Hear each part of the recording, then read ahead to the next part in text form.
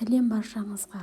Бүгін печкасыз осындай жұп-жұмсақ болып пісетін торт дайындайтын боламыз. Менімен бірге болыңыздар. Ең алдымен жұмыртқамыз бен қантымызды жақсылап көпіргенше араластырып аламыз.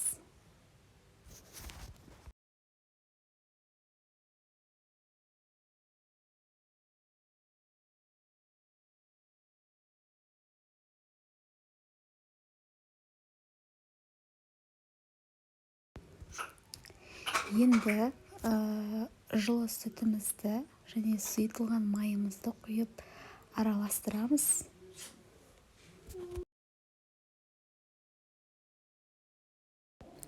ұн, какао, қопсытқышты қосып, тағы да жақсылап араластырып аламыз.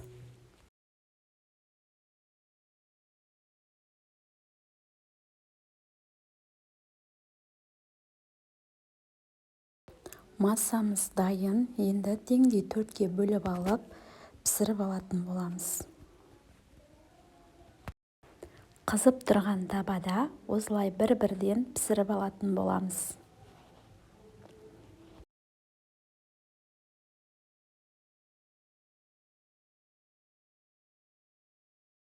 Міне қожықтарымыз дайын болды. Өте жұп-жұмсақ болып пісті. Креміне 20% қаймақ пен молоконы араластырып аламыз.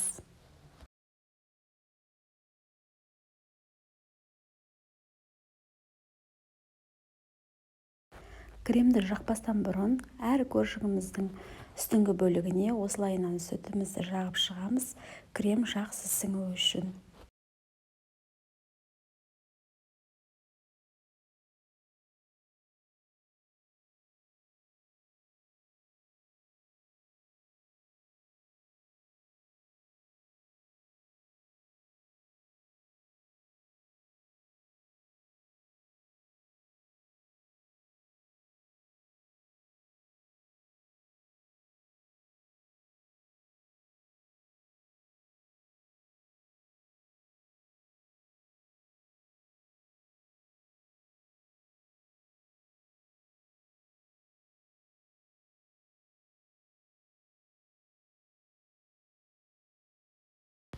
Беткі бөлігін өз қалауыңызша сәнесеңіз болады. Мен осылайынан шоколадтарды қойып шықтым.